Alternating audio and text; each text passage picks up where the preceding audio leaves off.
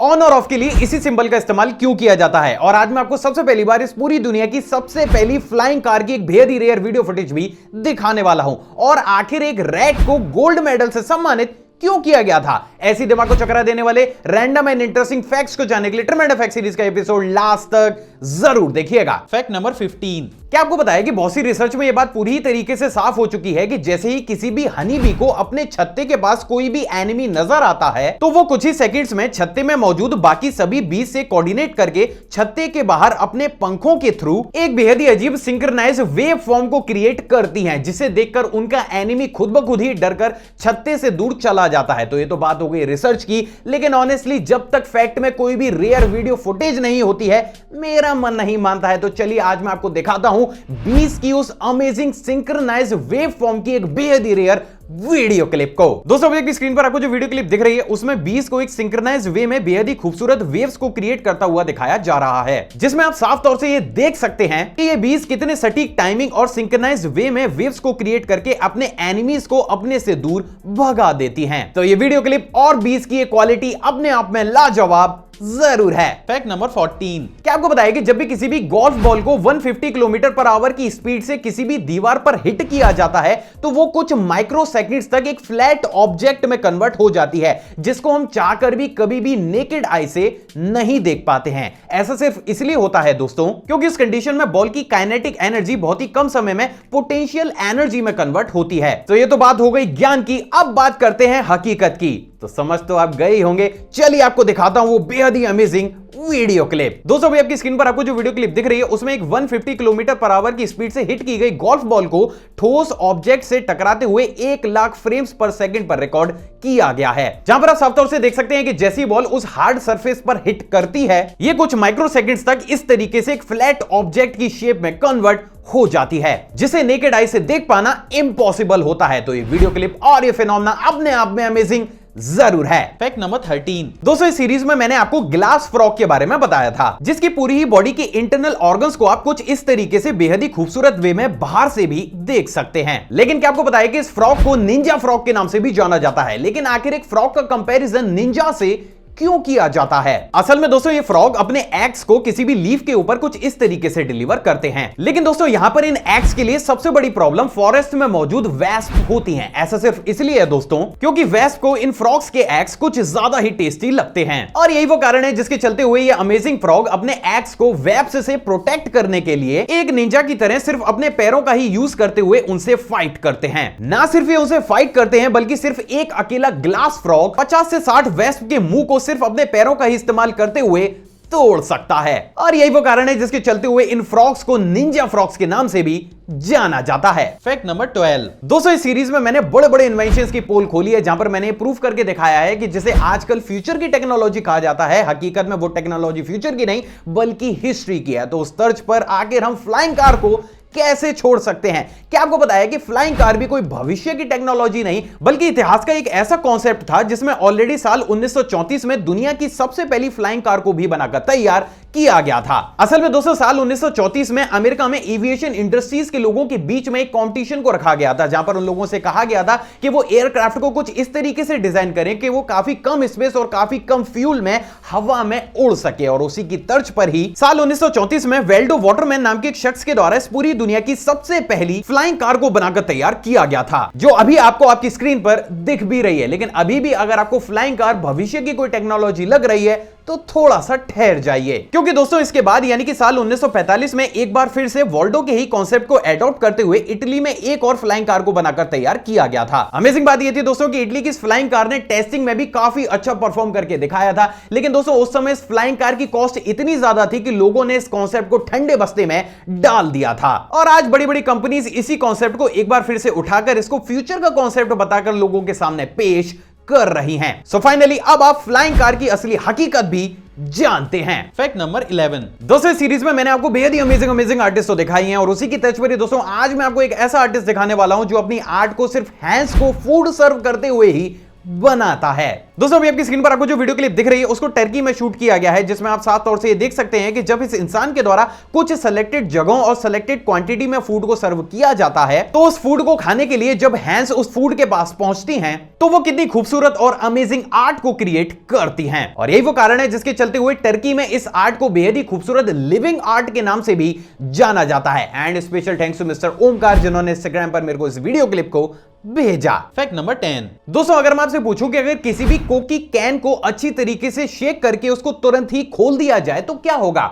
I know आप में से बहुत से लोग बोलेंगे कि हमारी सॉफ्ट ड्रिंक कैन से कुछ इस तरीके से बाहर आ जाएगी, राइट? तो आगे बढ़ने से पहले इस वीडियो क्लिप को देखिए, जहां पर दोस्तों इस इंसान के द्वारा जब अच्छी तरीके से कोक की कैन को शेक करने के बाद उसको खोला जाता है तब भी हमारी सॉफ्ट ड्रिंक कैन से बिल्कुल भी बाहर नहीं आती है। असल में दोस्तों मार्केट में मौजूद सभी कार्बोनेटेड बेवरेजेस जैसे कि कोक और पेप्सी के लिक्विड में कार्बन डाइऑक्साइड गैस डिसॉल्व रहती है, लेकिन किसी भी सॉफ्ट ड्रिंक में कार्बन डाइऑक्साइड गैस को ऐसे ही डिसॉल्व नहीं किया जाता है। असल में दोस्तों किसी भी बेवरेज में कार्बन डाइऑक्साइड को डिसॉल्व करने के लिए उसके प्रेशर को काफी ज्यादा बढ़ाया जाता है, जिसके बाद जैसे ही हाई प्रेशर पर कार्बन डाइऑक्साइड को बेवरेज ड्रिंक की बोतल में पुश किया जाता है उस बोतल को तुरंत ही बंद कर दिया जाता है, जिसके चलते हुए बोतल या फिर कैन का प्रेशर एटमॉस्फेरिक प्रेशर से काफी ज्यादा हाई हो जाता है। दोस्तों जैसे कि हम सभी जानते हैं कि ऑलमोस्ट सभी गैसेस हाई प्रेशर से लो प्रेशर की तरफ ट्रेवल करती हैं। तो दोस्तों अब कुछ होता है ऐसा है कि जैसे हम किसी भी सॉफ्ट ड्रिंक की कैन या फिर बोतल को खोलते हैं तो उस कैन के अंदर मौजूद हाई प्रेशर्ड कार्बन डाइऑक्साइड तुरंत ही बाहर एटमॉस्फेयर में रिलीज होती है, जिसके चलते हुए जैसे ही हम सॉफ्ट ड्रिंक की बोतल को खोलते हैं तो हमें उस गैस की एक अजीब सी आवाज भी सुनाई देती है।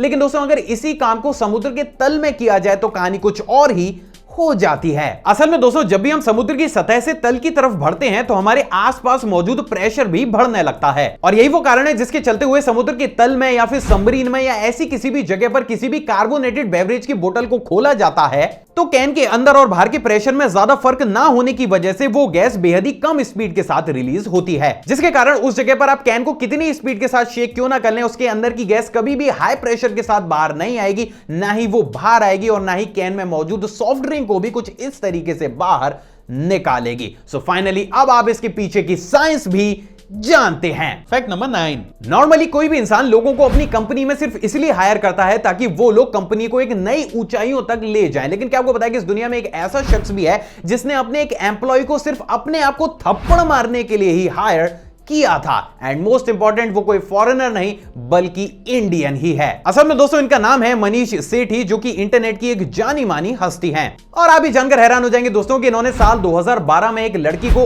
$8 पर आवर की सैलरी पर सिर्फ इसलिए हायर किया था ताकि वो जब भी काम के समय सोशल मीडिया वेबसाइट्स या फिर कुछ ऐसा ऑनलाइन विजिट करें जो उनको उनके काम से डिस्ट्रैक्ट करे, तो उस कंडीशन में ये लड़की उनके एक जोरदार थप्पड़ मार दे।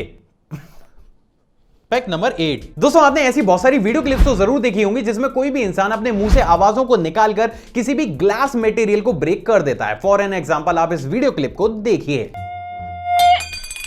लेकिन क्या आपने कभी ये सोचा है कि आखिर ऐसा क्यों होता है, और अगर इस काम को ये लोग कर सकते हैं तो क्या इस काम को हम भी खुद कर सकते हैं? असल में दोस्तों इस दुनिया में मौजूद हर एक ऑब्जेक्ट की एक नेचुरल फ्रीक्वेंसी होती है जिसको कि रेजोनेंट फ्रीक्वेंसी के नाम से जाना जाता है। अब दोस्तों जैसे कि हम सभी जानते हैं कि जब भी हम कुछ बोलते हैं या फिर गाते हैं तो हम भी अपनी आवाजों के थ्रू फ्रीक्वेंसी को हवा में जनरेट करते हैं। अब दोस्तों अमेजिंग बात यह है कि हम इंसानों की आवाज की फ्रीक्वेंसी भी ऑब्जेक्ट की तरह अलग अलग होती है। अब दोस्तों अगर हमारे आवाज की फ्रीक्वेंसी किसी भी ग्लास की नेचुरल फ्रीक्वेंसी से मैच कर जाती है तो उस कंडीशन में हम ग्लास की नेचुरल फ्रीक्वेंसी की इंटेंसिटी को बढ़ा देते हैं, जिसकी वजह से वो ऑब्जेक्ट या फिर ग्लास वाइब्रेट करना शुरू कर देता है। और जब ये वाइब्रेशन उस ग्लास ऑब्जेक्ट की होल्डिंग कैपेसिटी से ज्यादा हो जाता है तो परिणाम स्वरूप वो ग्लास कुछ इस तरीके से टूट जाता है। सो आई होप आज आपका एक मिथ तो जरूर टूट गया होगा कि क्या आप भी इस चीज को कर सकते हैं। ऑफ कोर्स आप भी इस चीज को कर सकते हैं, और इसके लिए आपको कुछ ज्यादा पावरफुल या फिर स्ट्रॉन्ग वॉइस की भी जरूरत नहीं है। बस आपकी आवाज उस ऑब्जेक्ट की नेचुरल फ्रीक्वेंसी को मैच करने वाली होनी चाहिए। Fact number 7। दोस्तों हम में से ऑलमोस्ट सभी लोगों ने कभी ना कभी वीडियो गेम तो जरूर खेला होगा, लेकिन क्या आपको पता है कि गेम में कार या फिर प्लेन को कंट्रोल करने के लिए हम जिस कंट्रोलर का इस्तेमाल करते हैं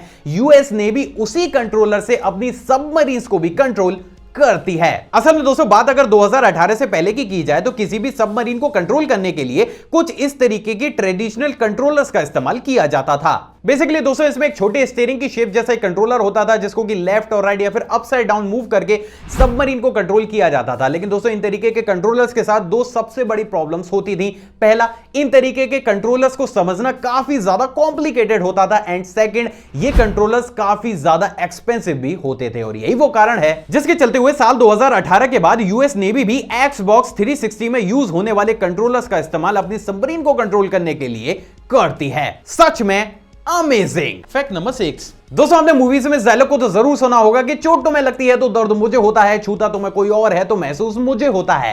हालांकि रोमांटिक मूवीज में ये बुलशिट काफी ज्यादा चलती है, लेकिन क्या आपको पता है कि इस दुनिया में हकीकत में भी एक ऐसा ही रेयर मेंटल डिसऑर्डर भी मौजूद है जिसमें ये सारी चीज रियलिटी में भी होती है। असल में दोस्तों इस रेयर मेंटल डिसऑर्डर का नाम मिरर टच सिनेस्थेसिया है, जिसमें सस्पेक्ट अगर अपनी आंखों के सामने किसी भी दूसरे इंसान को पिटता हुआ देखता है या फिर टच होता हुआ देखता है तो सेंसेशन उसे महसूस होती है। फॉर एन एग्जाम्पल, मान लीजिए कि ABC नाम के 3 शख्स हैं जिसमें से C इसी मेंटल डिसऑर्डर से ग्रसित है। अब दोस्तों इस कंडीशन में अगर C के सामने A B को स्लैप करता है या फिर टच करता है तो C को भी अपनी बॉडी की उसी साइड या फिर जस्ट अपोजिट साइड में उस स्लैप का दर्द या फिर वो टच महसूस होने लगता है। ऐसा सिर्फ इसलिए होता है दोस्तों क्योंकि इस कंडीशन में हमारा ब्रेन सेंसेशन से अपने कंट्रोल को खो देता है और वो ये डिकोड नहीं कर पाता है कि सामने वाले इंसान ने उसे टच किया है या फिर किसी और इंसान को। और यही वो कारण है जिसके चलते हुए अगर सस्पेक्ट के सामने किसी भी इंसान को टच किया जाता है तो उसके ब्रेन को ऐसा लगता है कि मानो वो टच उस इंसान को नहीं बल्कि उस सस्पेक्ट को ही किया गया है।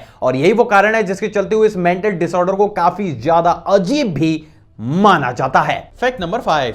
दोस्तों इस सीरीज में मैंने आपको बहुत से देशों के अजीबोगरीब नियम तो दिखाए हैं और उसी की तर्ज पर दोस्तों आज मैं आपको अफ्रीका की कंट्री इरिट्रिया का एक ऐसा लॉ दिखाने वाला हूं जिसे देख शायद आप भी शॉक जरूर हो जाएंगे। असल में दोस्तों इस कंट्री के एक लॉ के अनुसार आप एक बार में अपने घर में सिर्फ 3 ही गेस्ट को बुला सकते हैं और वो 3 गेस्ट भी 3 अलग अलग फैमिली से बिलोंग करने वाले होने चाहिए। अगर आप अपने घर में 3 से ज्यादा लोगों को या फिर एक ही फैमिली से 1 से ज्यादा मेंबर को अपने घर पर मिलने के लिए या फिर डिनर के लिए इन्वाइट करना चाहते हैं तो उससे पहले आपको वहां की गवर्नमेंट से परमिशन लेनी होगी। सिर्फ इतना ही नहीं दोस्तों बल्कि इस कंट्री में बहुत से ऐसे अजीबोगरीब लॉ भी हैं जिसके चलते हुए इस कंट्री को अफ्रीका का नॉर्थ कोरिया भी कहा जाता है। क्या इस फैक्ट से पहले आप इस कंट्री और इस कंट्री के अजीबोगरीब लॉ के बारे में जानते थे? कमेंट करके जरूर बताइएगा। Fact number 4। क्या आपको बताया कि अभी हाल ही में कंबोडियन रैट को गोल्ड मेडल से सम्मानित किया गया है, लेकिन आखिर एक रैट को गोल्ड मेडल से सम्मानित क्यों किया गया है? असल में दोस्तों इस रैट का नाम मगावा है जिसको कि ये गोल्ड मेडल इसकी बहादुरी के लिए दिया गया है। असल में दोस्तों मगावा अभी तक 39 से ज्यादा बारूदी सुरंग और अन्य विस्फोटक सामग्री का पता लगा चुका है। अमेजिंग बात यह दोस्तों कि इस रैट को किसी भी बारूदी सुरंग का पता चलते ही ये उस जमीन को एक बेहद ही अलग तरीके से खोदना शुरू कर देता है